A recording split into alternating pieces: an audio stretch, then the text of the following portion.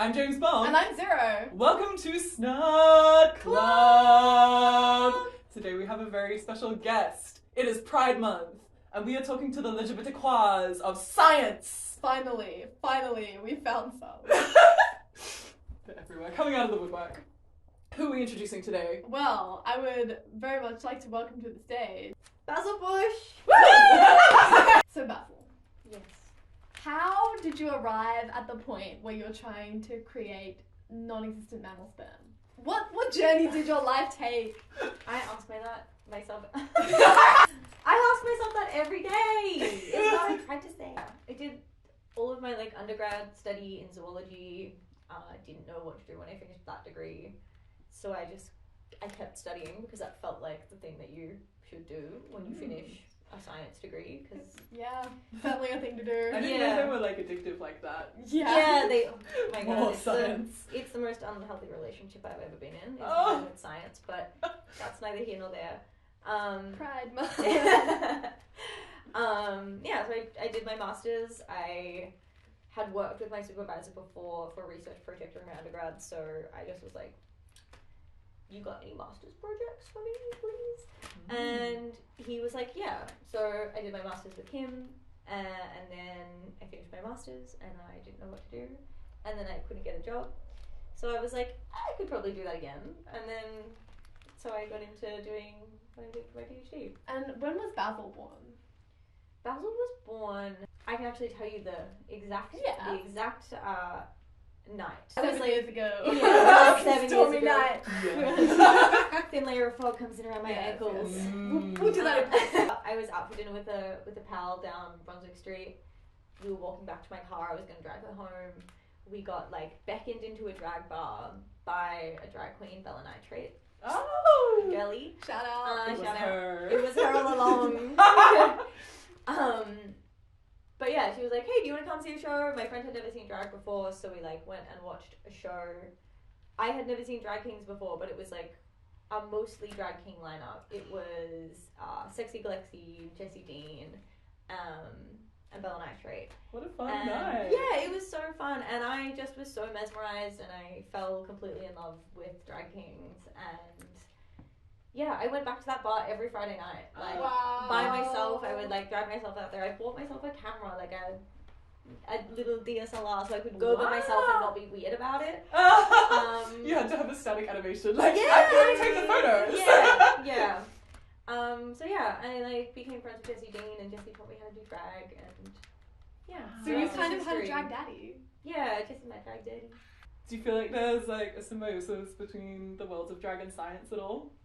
I think there's definitely evolved one for me, particularly leaning into post-grad where you kind of, oh my god, it sounds gross to say out loud, but you start to feel like a scientist. That's real.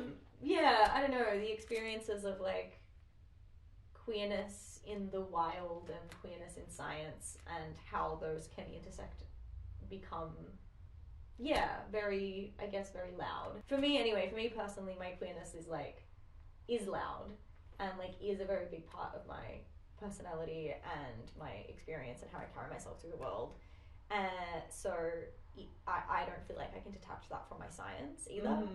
And I think when I started my masters as well, I was working on gonad development, which, I think that field is very rich with binary historically. I think there are a lot of people now who are distinguishing between gonadal sex and genetic sex and secondary sex characteristics and appearance and that separate from gender, blah blah blah, the whole kit and caboodle. But historically it's very, this is what male development looks like, this is what female development looks like. So even queerness in that space of figuring out language that feels scientifically correct and socially sensitive. So I didn't know there was a difference between gonadal sex and all those other types of sex that you mentioned. I didn't know there were so many types of sex. Yeah, so many types of sex. Your genetic sex is your chromosomes, right, and your genes. So in humans we have what's called XY sex determination, where in a binary system you have XX chromosomes for people who are genetically female, and XY chromosomes for people who are genetically male. But you also have like a whole bunch of other combinations of chromosomes. You can have like 2XY, you can have just one X chromosome, and they're all different kinds of intersex variations. And that can be different to what somebody's development looks like, and how somebody's gonads develop depending on their hormone environment. What is gonads?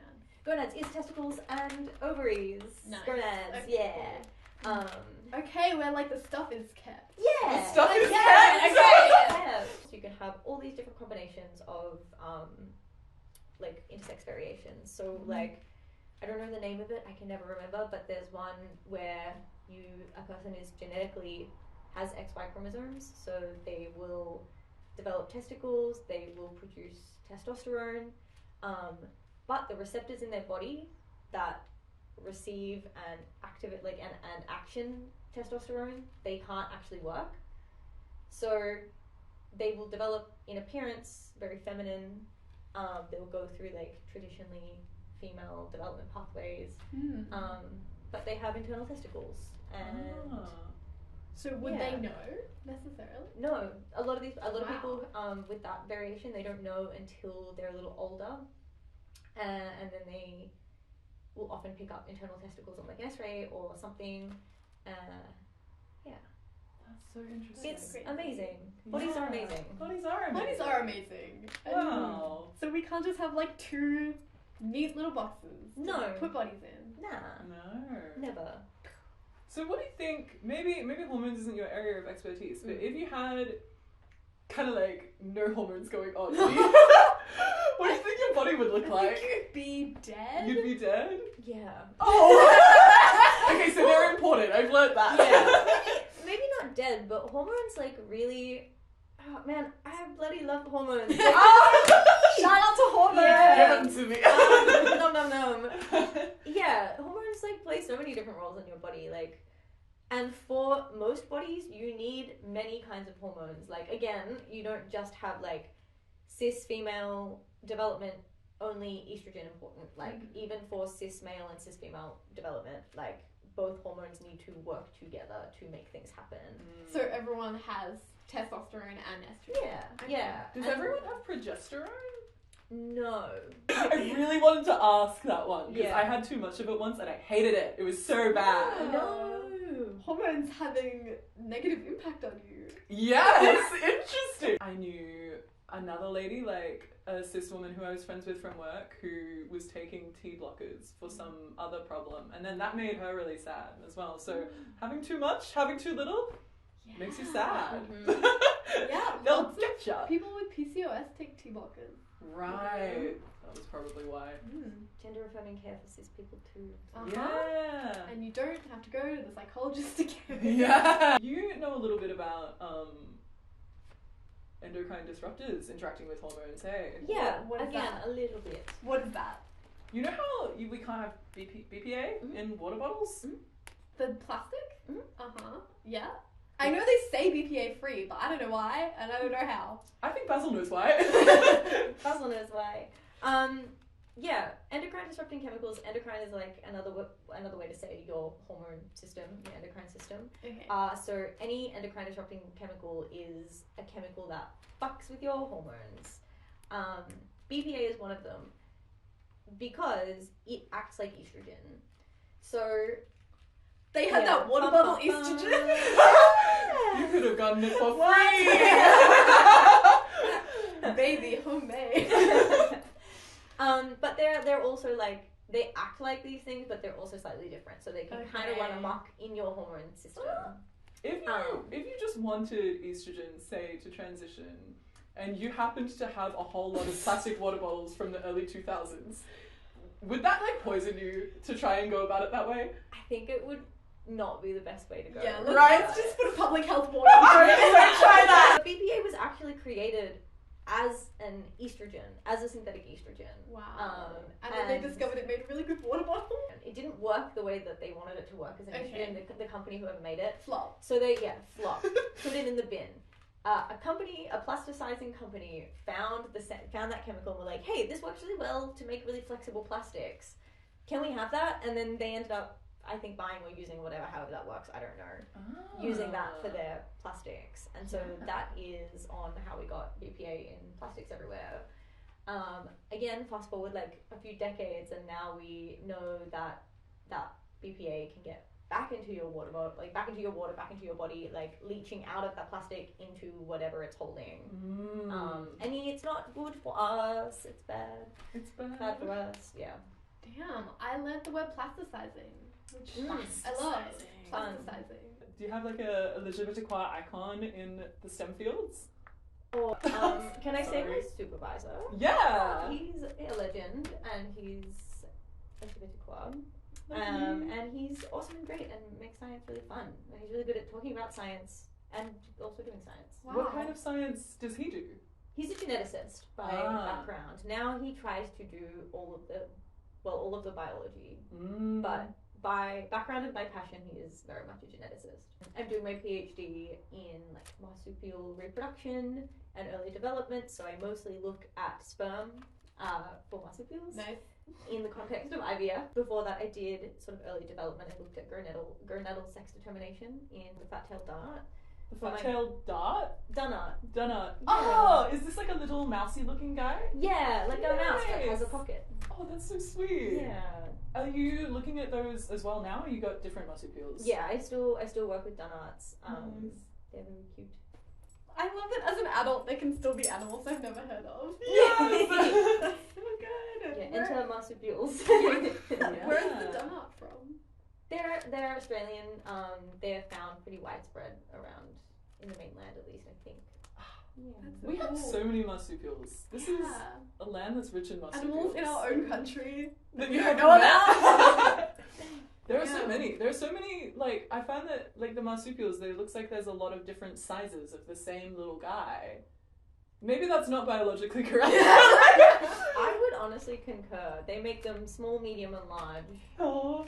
But also, like, still quite small comparatively to, like, other kinds of mammals, right? Like, you know, you don't have marsupials as big as, like, a bear. They kind of get as big now as, like, a kangaroo. That's like the and biggest a kangaroo marsupial. is a marsupial? Yeah. Okay, cool. I'm learning. Yeah. If it has a pocket, it's probably a marsupial. And so, why do these small, adorable marsupials come to you for IVF? Because they're really desperate and nothing else is working. Yeah, like I'm They're like, please, we just want to start a family! We got the love gay this ones, journey. we get I the love ones who this can't journey. do it on their own. Yeah. Absolutely. I'm looking at marsupial IVF kind of in two different, like, capacities, I think. For me, the biggest driver and the biggest, like, importance for it is to support conservation programs, because Australia has, like, the largest or fastest rate of marsupial extinction. We have the most, mammalian extinction, even worse. But we know that IVF has been really helpful in conservation for a lot of different other species, and so having that tool in our toolbox for marsupials would be really, really important and really helpful. On the flip side of the coin, I actually am doing my PhD within the Tiger Lab, which is the lab that are looking at Tasmanian Tiger de-extinction, which is also a marsupial, and one kind of step in that, or one like option for kind of looking at that de-extinction process as a whole, IVF kind of plays a role in there. And IVF is in vitro fertilization? Yes, sorry. Okay, no, I'm not a biologist, but just checking. If you were to IVF an animal that doesn't currently exist, would you have to make the sperm yourself? Yeah. So, like, broad scale step of that would be, because we don't have this animal that doesn't exist anymore, like is extinct, you would have to like take cells from a different animal that are alive. The cells need to be alive, so we can't take them from an animal that's no longer alive. So you need to take those, we need to turn them into stem cells so they can like do a lot of other cool things that like a different cell can't do. They can like renew themselves, and they can turn into all the different other cell types. I didn't even know that was possible, to turn something into a stem cell. Yeah. They're called induced pluripotent stem cells. Whoa! Yeah, you take like a skin cell and you like play with the genes, and you can basically send it backwards in its like development and turn it back into a stem cell. That's amazing. So I didn't realize when you're doing the IVF, you're not just like bringing two beautiful marsupials together. You're like inventing the sperm. No, that's a different step. Okay. I'm not doing that. That's like end goal kind of. This is only for the Tasmanian tiger. Okay, But but the you marsup- want to invent the sperm. Yeah. Again, the ultimate goal is to create sperm, but first goal is we can't do IVF for marsupials yet. Okay. We can do IVF for obviously humans. We can do it for Other mammals? other mammals, like a lot of agricultural species. We can do IVF for and do IVF for like pretty regularly. You do IVF for like cows and stuff. I think so. Ah. You can do cow IVF, mouse IVF. You can definitely do. Interesting. But yeah, we haven't had IVF work in a marsupial in a way that can actually produce a live baby. We've seen some of the early steps, but like it hasn't got that far. And so before we can even like get to that point where we go, okay, can we actually create sperm from like a different cell type completely in a dish? What does success actually look like for this process? So we like need to figure it out at its kind of ground roots first before we can like do all the crazy sci-fi stuff. But then, why is it different for marsupials? Marsupials are whack, first of all. Oh! Tell us about marsupials. Yeah, tell us. Everything about them is weird. I have people in my lab who like they're like, you can't say that. You can't say that marsupials are weird because it means that we don't know how to figure things out for them. But we can. They can be weird, and we can still figure things out for them. Yeah. But there's just lots of different elements, particularly when you look at their like reproduction and their reproductive strategies, that are just so different. We are eutherian mammals, dogs, cats, most, again, cows, pigs, that have a baby that stays in the womb for an extended period of time, and when that baby is born, it can sort of be alive on its own without depending on the mother in a gestation kind of way. The comparison, like for marsupials, the comparison is when they're born, they're basically still a fetus. Ooh. So they need to sit in the pouch for like another, again, an extended period of time. They basically finish their gestation in a way in the pouch, like drinking milk directly from the pouch. And is it true This is fucked up to me. there's like different kinds of milk for different developmental stages? Most of that research is done actually by somebody on my committee. Oh. Her lab looked at like the milk composition. So like that's, I think wallabies and I think kangaroos are the same. They only have one baby at a time, but they can have like two young that it's supporting. So it can support like a baby wallaby, a joey that's outside the pouch and like hopping along beside her, and it will still drink milk that is made of a different, like its composition is different than the baby that's in the pouch that can't come out of the pouch yet. And they're producing those two different kinds of milk at the same time. Crazy.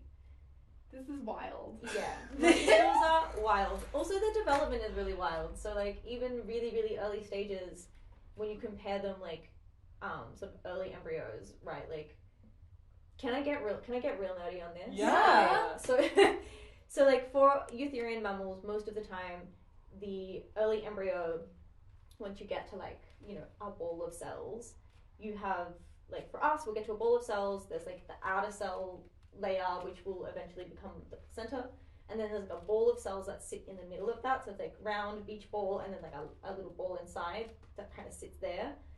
And those are the cells that become the embryo, and the rest become the fetus. And so you can distinguish them from one another, right? Like you know which ones are which. In marsupials, they don't form that like really clear distinction at that same stage. So like even when we're looking at the developmental processes, like they're different from there. Their development is different. Their requirements are different. When you're looking at keeping cells alive in a dish, that's also different. Like it's just everything is a little bit different. Wow. And that's on evolution. That's on evolution. Crazy. I bet they think that we're really fucked up for pushing just like a whole fully formed baby out. We had this conversation because I don't know if it was you that told me that kangaroos when they're born are like really small and they crawl up to the pouch themselves. This is really cool, but when marsupials are born, they like have this instinct that they just like they crawl. So like when they just Even though they're so young. Yeah. And their arms develop really quickly. So like when you see a baby marsupial, their forearms are like ready because they got to climb into that pouch. And But how their small? legs- How small is it? Their legs are like not yet. They still look like fins. Whoa! They're like little flippers. They're just like really slow to. Came out of the pick up. ocean. It's really- They've got strong enough arms to drag their whole body weight upwards, but they don't have legs. Yeah. Oh boy! Yeah. And in terms of how big, probably like half of a grain, depending on the species. Like the animals that I study Dunarts because they're not a big animal. The young are like the size of a grain of rice. What? How big Yes, that's the correct. is how big is a grown Dunart? They'll fit in your palm. They're Oh, like this big. One of my biggest girls I think weighed at like 20 grams. Like she's little tiny babies. Thank you so much, Basil, for sharing your knowledge with us. My pleasure, anytime. Where can the people find you when they want to find you? You can find me on Instagram at basil.bush. Basil.bush. Love. Yeah. And I'm still doing my PhD, so if not, I'll be in the lab. Yeah. Catch They can read if your you're a small PhD. marsupial, catch Basil inseminating you. You'll see him very You see, soon. Basil has these gloves for a reason. Alright. Thank you so much for being on Snot Club. Thank you for having me. It's been very fun. Come back anytime. Shout out to James for dressing like a leaf of basil, which Yeah! Oh my god! Thank That's you. for me. Number one fan. I didn't know we were doing guest looks. I'm sorry. I'll step up my game. But in the meantime, I've been Zero. I've been James. This has been Basil. This And has been it's Snot Snot Club. Club. Bye.